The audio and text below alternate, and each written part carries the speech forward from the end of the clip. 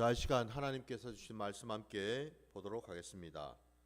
오늘 주신 말씀은 사사기 3장 12절부터 23절까지 말씀입니다. 사사기 3장 12절로 23절입니다. 이스라엘 자손이 또 여호와의 목전에 악을 행하니라. 이스라엘 자손이 여호와의 목전에 악을 행함으로 여호와께서 모압 왕 에글론을 강성하게 하사 그들을 대적하게 하시매 에글론이 암몬과 아말렉 자손들을 모아 가지고 와서 이스라엘 쳐서 종려나무 성읍을 점령한지라. 이에 이스라엘 자손이 모압 왕 에글론을 18회 동안 섬기니라. 이스라엘 자손이 여호와께 부르짖으매 여호와께서 그들을 위하여 한 구원자를 세우셨으니 그는 곧 베냐민 사람 게라의 아들 왼손잡이 에웃이라. 이스라엘 자손이 그를 통하여 모압 왕 에글론에게 공물을 바칠 때에 에웃이 길이가 한 규빗 되는 좌우에 날선 칼을 만들어 그의 오른쪽 허벅지 옷 속에 차고 공물을 모압 왕 에글론에게 바쳤는데 에글론은 매우 비둔한 자였더라. 에웃이 공물 바치기를 마친 후에 공물을 메고 온 자를 보내고 자기는 길갈 근처 돌 뜨는 곳에서부터 돌아와서 이르되 왕이여 내가 은밀한 일을 왕에게 아뢰려 하나이다 하니 왕이 명령하여 조용히 하라 하매 모셔선 자들이 다 물러간지라. 에웃이 그에게로 들어가니 왕은 서늘한 다락방에 홀로 앉아 있는 중이라.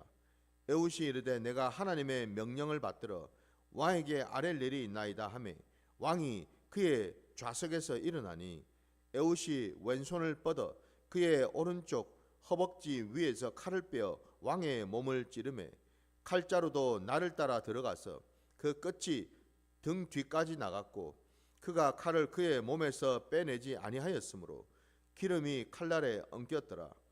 에웃이 현관에 나와서 다락문들을 뒤에서 닫아 잠그니라. 아멘. 자, 오늘 우리에게 주신 말씀을 가지고 자녀를 키우시는 방법이라는 제목으로 말씀을 나누고자 합니다. 자, 오늘 우리가 읽은 이 본문에 사사시대의 두 번째 사사인 에훗이라는 자가 나오지요. 하나님께서 두 번째 사사인 에훗을 세우신 까닭이 뭐겠습니까? 이미 앞에 거기에 대한 배경 내용이 쭉 있지요. 우리가 함께 읽은 본문 첫 절인 12절 말씀을 보게 되면 이스라엘 자손이 또 여호와의 목전에 악을 행하니라 라고 되어 있습니다.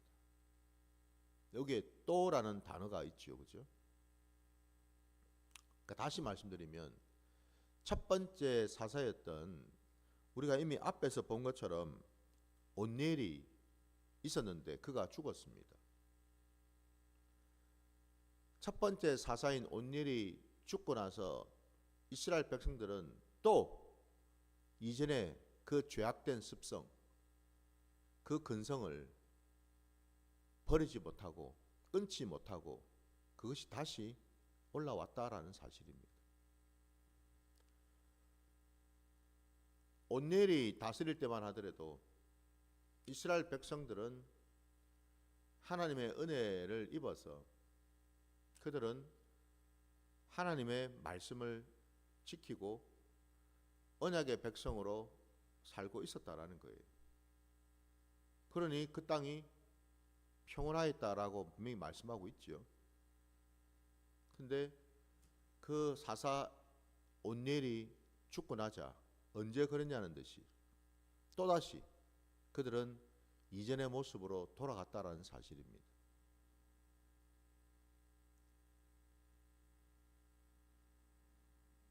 오늘 본문에 보면은 이번에는 하나님께서 또 그 이스라엘 백성들을 징계하시기 위해서 어떤 대적자를 들어 쓰셨는지가 나오지요. 오늘 12절 말씀 그 하반절에 보면은 여호와께서 모압 왕 에글론을 강성하게 하사 그들을 대적하게 하시매라고 되어 있습니다. 하나님께서는 놀랍게도 이스라엘 백성들을 징계하시기 위해서 하신 일이 그의 대적자였던, 그 이전에는 이스라엘 백성들에게는 대적을 할 만한 세력이 되지 못했던, 힘이 없었던 그런 모압, 오늘 본문에 보니까 모압 왕 에글론을 하나님이 친히 직접 그 힘을 강성하게 하시고 힘을 키워주셨다라는 사실이에요. 여러분 놀랍지 않습니까? 하나님께서는 이렇게 일을 하시더라는 겁니다. 하나님은 하나님의 백성, 하나님의 자녀인 이스라엘 백성들을 다루시기 위해서, 그들을 고치시기 위해서, 그들을 돌이키기 하시기 위해서 이렇게 놀라운 방법을 쓰셨다라는 겁니다. 대적자들을 붙이실 뿐만이 아니라 심지어는 그 대적자들의 힘을 키워주셔가지고 그들로 하여금 마침내 이스라엘을 대적할 수 있고 심지어는 그 이스라엘을 이길 수 있는 힘까지 하나님은 주셨다라는 사실.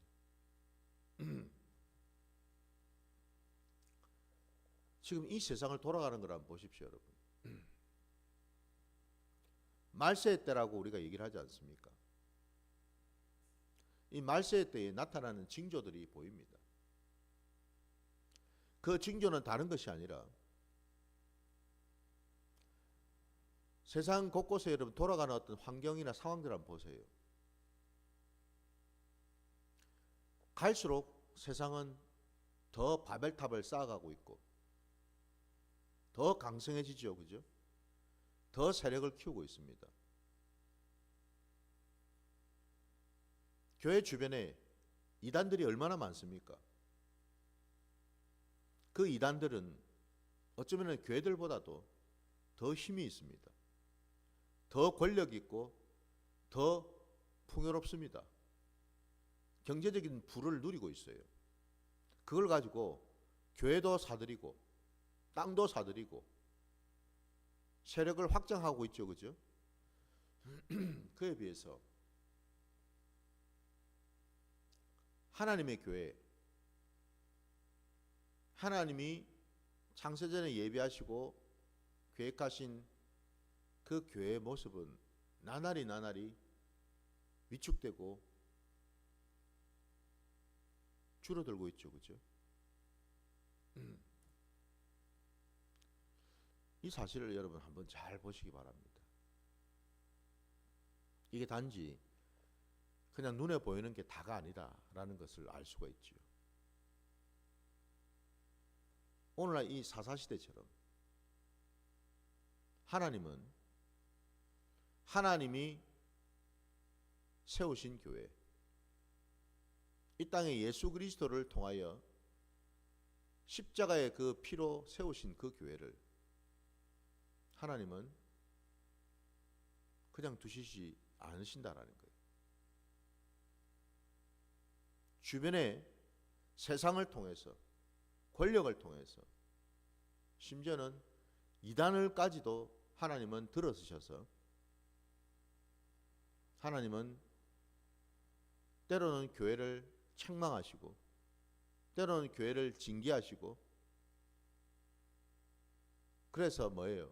교회가 정신을 바짝 차리고 돌이키고 회개할 수 있도록, 그래서 하나님이 원하시는 그 자리로 회복할 수 있도록 하나님은 일을 하시더라는 겁니다.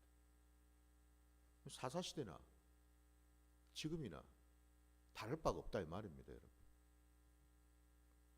이걸 알아야지요. 그냥 단순히 여러분 신천지나 뭐 JMS나 뭐 저 안상홍 증인의 하나님의 교회나 등등 이런 이단들이 득세하는 것을 여러분 한번 잘 보세요. 단지 그냥 우리 교회 입장에서는 어떻게 하든지 그런 이단이 들어오지 못하도록 막아내려고 안간힘을 쓰고 있죠, 그죠? 근데 그보다 더 중요한 일이 있습니다.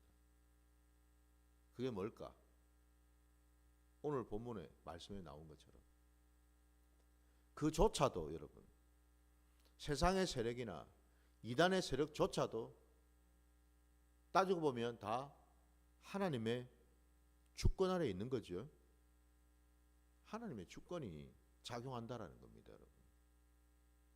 근데 교회가 그걸 몰라요. 단지 대적이라고, 이단이라고, 멀리하고 어떻게 하든지 이 교회 안에 들어오지 못하도록 막으려고만 애를 씁니다. 막아야죠, 막기는. 막지 말라는 얘기가 아니죠. 근데 그보다도 더 핵심되고 더 중요한 것은 하나님이 지금 이 교회에게 왜 이런 것들을 보여주시는가? 교회가 지금 왜 이런 환경 가운데 있는가? 왜 이런 상황 가운데 놓여 있는가를 먼저 돌아봐야 되겠죠. 하나님께 여쭈어야죠.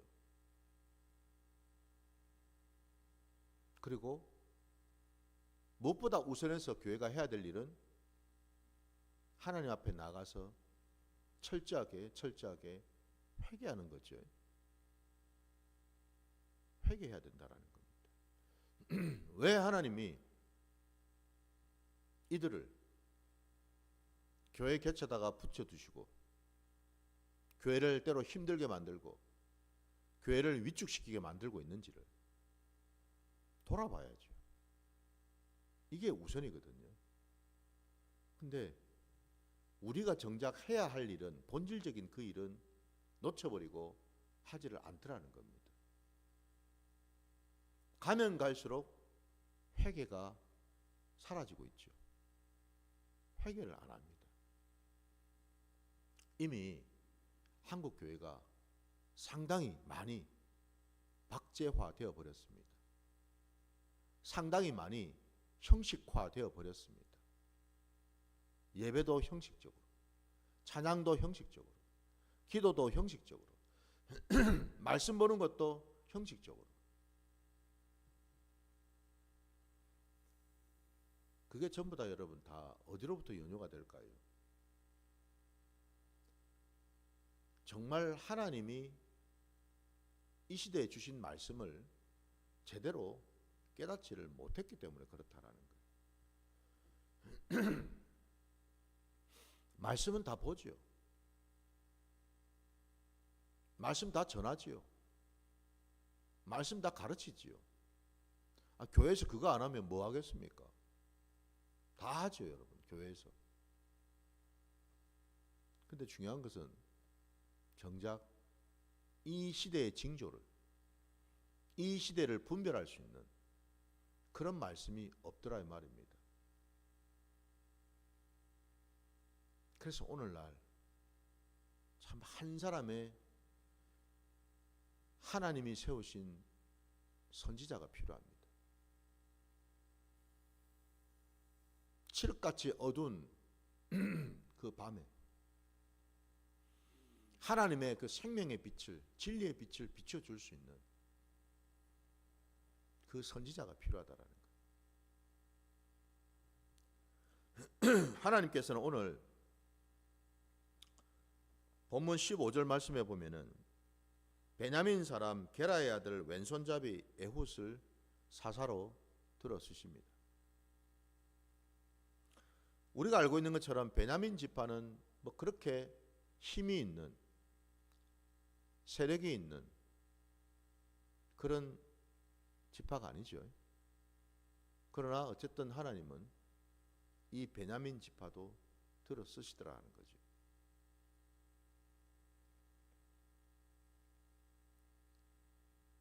모압 왕 에글론이 이스라엘을 억압하고 학대하고 강제하던 시간이 오늘 본문에 보면은 14절에 18배 동안 섬겼다라고 되어 있죠. 그죠? 적은 횟수가 아니죠. 여기도 여러분 18회가 나와요. 지난번에 제가 누가복음을 할 때 18회 동안 귀신이 들려서 앓으며 허리가 완전히 꼬부라진 한 여인이 있었죠. 그 여인을 우리 주님께서 그 안식일에 그 귀신을 쫓아주시고 그 꼬부라진 허리가 꼿꼿하게 펴지도록 고쳐주셨습니다. 그때 그 여인도 18회 동안 귀신이 들려 있었습니다. 오늘 본문에도 보면은 이스라엘 백성들이 18회 동안 대적자인 모압 왕 에글론을 섬겼다라고 되어 있습니다. 이 18회가 그냥저냥 우연은 아니겠죠. 18이라는 이 숫자를 우리가 곰곰이 보게 되면 6을 3번 더하면은 곱하면은 6, 3, 18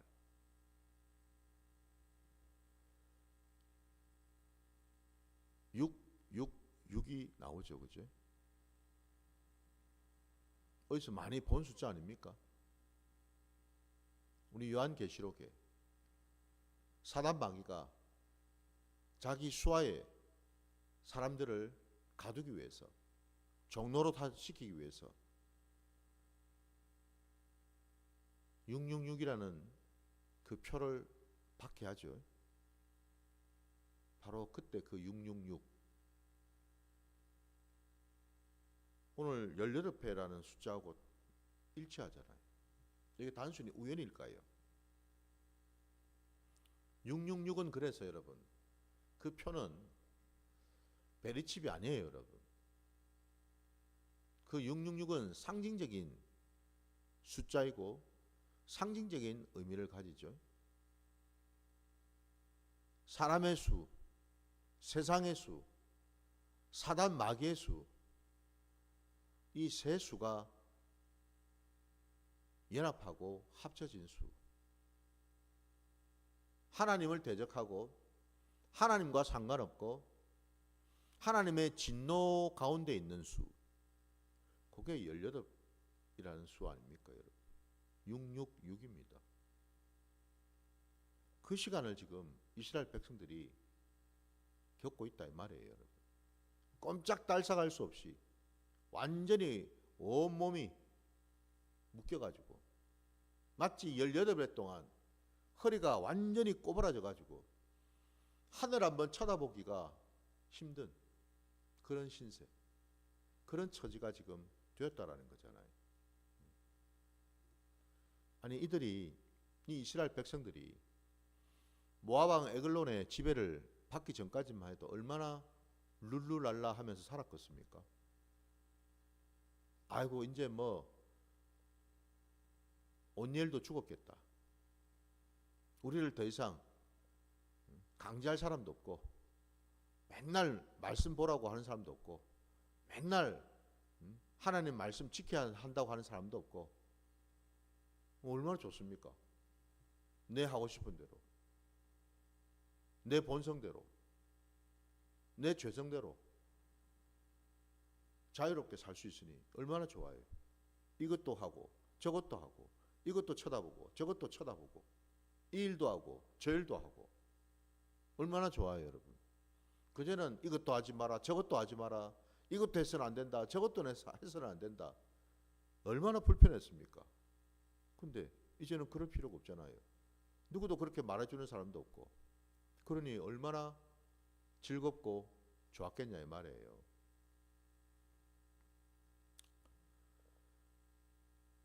그 대가가 지금 이렇게 온 것 아닙니까, 여러분? 우리가 이걸 알아야 됩니다, 여러분. 하나님께서 여호와 하나님께서 당신이 세우시고 약속을 주신 백성들이라면 그때그때마다 바로바로 그죠? 징계하고 매를 들어서 곧바로 그냥 돌이킬 수 있도록 두시면 될 터인데 그리하면은 하나님 편에서도 좋을 것 같고 이스라엘 편에서도 좋을 것 같은데 덜 고생하고 그죠? 덜 힘들고 그러면 좋을 것 같은데 무려 18년 동안 에글론에게 지배를 받고 압제를 당했다라는 말, 이거는 뭘 말하겠습니까?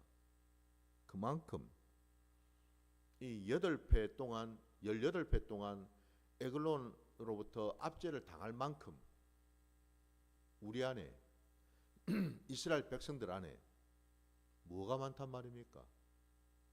죄성이 많다 이 말이죠. 그죠? 근본적인 죄악된 근성이 많더라 이 말입니다. 뽑아도 나오죠. 그죠? 아니 온니엘 사사 온니엘 때만 해도 한번 생각해 보세요. 우리 생각에는 아이고 이제 하나님께서 사사를 세우셨으니까, 세우셨다는 말은 우리 안에 이제는 죄악된 것들이 다 뽑혔겠지. 왜? 아니 우리가 부르짖어 가지고 하나님 살려주세요. 우리가 다시는 이제 나쁜 짓 안 하겠습니다. 하나님 말씀 잘 듣겠습니다. 살려주세요. 해서 하나님이 사사를 세우신 거 아닙니까? 그죠? 그랬으니까 당연히 우리 편에서 볼 때는 아이고 이제 우리 안에 있는 하나님이 싫어하시는, 가증히 여기시는 죄악된 것들이 다 뽑혔는갑다 생각할 수 있잖아요. 얼마든지. 근데 온니엘이 죽고 나서 보니까 아니죠. 그죠? 다 뽑힌 게 아니죠. 여전히 그 속에 또 있더라는 거죠. 그죠? 아니 그러니까 지금 또 여호와의 목전에 악을 행하니라 라고 말씀하지 않습니까? 그게 다 뽑혔으면 뭔 악을 행할 게 있어요. 하나님과 동행하면서 형통하게 잘 살아야지. 뽑아도 나온다라는 거죠. 그래서 여러분 우리가 이 사사기를 보면서 우리가 알아야 될 것이 뭘까요? 우리의 이 죄성은요 끝이 없다라는 겁니다. 끝이 없어요. 우리 안에 있는 이 죄성은요 끊임없이 올라오고 또 올라오고 마치 잡초처럼 끊임없이 오히려 잡초가 생명력이 더 강하죠. 끊임없이 올라옵니다. 질기죠. 이 죄악된 근성이 말입니다. 이걸 우리에게 보여주시는 거예요. 그러면은 뭘 해야 되겠습니까? 그 죄성을 보면서 늘 가슴을 치면서 가난한 심령으로 회개해야죠. 사사시대를 보면서 우리가 깨닫는 게 이 부분입니다. 늘 우리는 회개 자리에 나가야 된다는 사실. 이 땅을 사는 동안에 어느 누구도 스스로 의인이라고 자처할 자가 없다라는 겁니다. 어느 누구도 내가 이제는 됐어, 이제는 내가 죄로부터 완전히 끊어졌어, 나는 이제 괜찮아, 나는 이젠 죄인이 아니라 의인이 되었어 라고 말할 사람은 한 사람도 없다라는 겁니다. 죽을 때까지.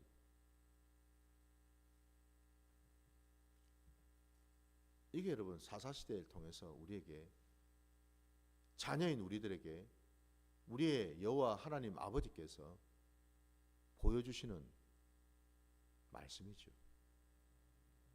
우리는 그런 존재라는 거예요. 끊임없이 하나님 말씀 앞에서 말씀을 거역하고 불순종하는 그런 모습을 가지고 있다는 사실. 오늘 본문에 여러분 에훗이 하나님께서 그에게 지혜를 주시고 힘을 주시고 담대함을 주셔서 마침내 에글론 그 왕을 죽이지요. 혈혈단신으로 은밀한 가운데 그 에글론 왕과 독대를 할 때에 이 에훗은 숨기고 있던 그 단검으로 단박에 그 에글론 왕을 죽입니다. 오늘 우리가 다 읽진 않았지만은 그 뒤에 이렇게 본문을 보게 되면은 그 일로 인해 가지고 어쨌든 왕을 이제 잃어버린 모압이 뭔 힘이 있겠어요? 하나님께서 그 에훗에게 모압 군대를 붙이셨기 때문에 이길 수밖에 없잖아요. 오늘 우리가 읽진 않았지만 그 뒤에 여러분 29절과 30절을 마저 보시면은 이렇게 되어 있어요. 그때 모압 사람 약 10,000명을 죽였으니 모두 장사요 모두 용사라 한 사람도 도망하지 못하였더라. 그날에 모압이 이스라엘 수하에 굴복하며 그 땅이 80년 동안 평온하였더라 라고 말씀합니다. 결국 하나님이 이렇게 또 일을 하셨다라는 겁니다. 여호와 하나님께서 그 땅에 이스라엘 백성들과 함께 거기에 계신 여호와 하나님께서 결국 그들의 부르짖음을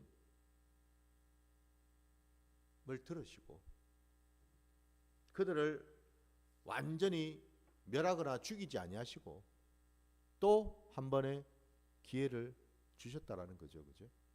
돌이킬 수 있는 기회, 회복할 수 있는 기회를 주셨다라는 겁니다. 모압이 이스라엘의 수하에 굴복하였다. 그 땅이 80년 동안 결국 평온하게 되었다. 이 평온하게 되었다라는 것이 곧 안식했다라는 뜻이거든요. 안식이 찾아왔다라는 거예요. 누구의 안식이요? 하나님의 안식이. 안식이라는 것은 여러분 하나님과 연합되는 걸 말합니다. 하나님과 하나가 되는 걸 말해요. 우리 창세기 여러분 7째 날 하나님은 모든 창조의 과정을 다 마치시고 그 7째 날을 하나님은 거룩하게 하시고 그날에 안식하셨지요. 그죠? 그 7째 날이 갖는 의미가 바로 하나님과 피조물이 더 나아가서는 하나님과 사람이 연합하고 하나가 되는 그때를 말하거든요. 그 상태를 말하거든요. 저와 여러분이 오늘 이 본문 말씀을 보면서 우리가 깨달아야 될 것이 뭘까? 결국 사람의 힘으로는 여러분 아무것도 할 수 없다라는 사실이죠. 여호와 하나님의 그 신실하심, 여호와 하나님의 그 긍휼하심만, 그 자비하심만 영원할 뿐이더라라는 거죠. 사람은 영원할 수도 없고 온전할 수도 없다라는 사실을 오늘 본문을 통해서 우리는 다시 한번 확인하게 됩니다. 아니 하나님께서 오늘 본문에서 모압 왕 에글론에게 힘을 주셔가지고 그를 강성하게 해서 이스라엘을 다스리게 하셨는데 아까 우리가 읽은 대로 18배 동안 다스리게 하셨다고 되어 있잖아요. 만약에 여러분 18배가 아니라 180년 동안 다스리게 하셨다면 어떡할 거예요? 그것도 하나님의 주권 아닙니까? 그죠? 하나님의 주권입니다. 18패가 아니라 여러분 180년 동안 만약에 모압 왕이 대를 이어서 계속해서 이스라엘을 다스렸다면 어떻게 되겠어요? 이스라엘이라는 하나님의 백성 자체가 존속하기가 힘들겠죠. 그죠? 힘들어요. 18배 동안 지내는 것조차도 버거워가지고 괴로워서 힘들어서 이렇게 통곡하며 부르짖는데 살려달라고. 180년이라 한번 생각해 보세요, 여러분. 상상도 하기 싫지요.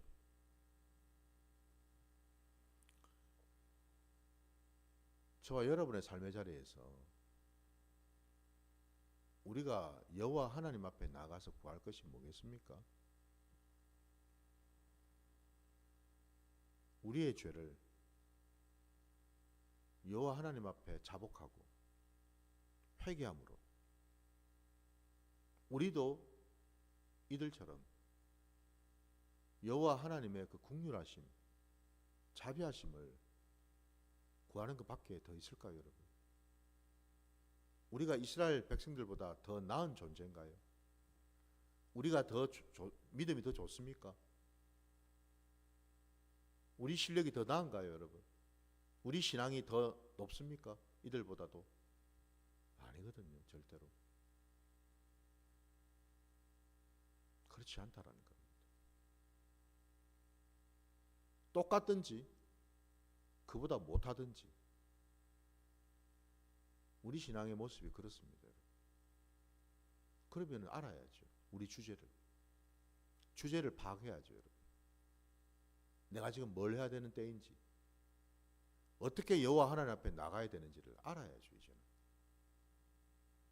그걸 아는 것이 지혜이고 그걸 깨닫는 것이 은혜인 줄 믿습니다. 바로 그 지혜와 은혜를 이 새벽에 구하시는 저와 여러분 되시기를 주의 이름으로 축원합니다. 오늘 주신 말씀 여기까지 드리고 주님 가르치신 기도로 예배를 마치겠습니다.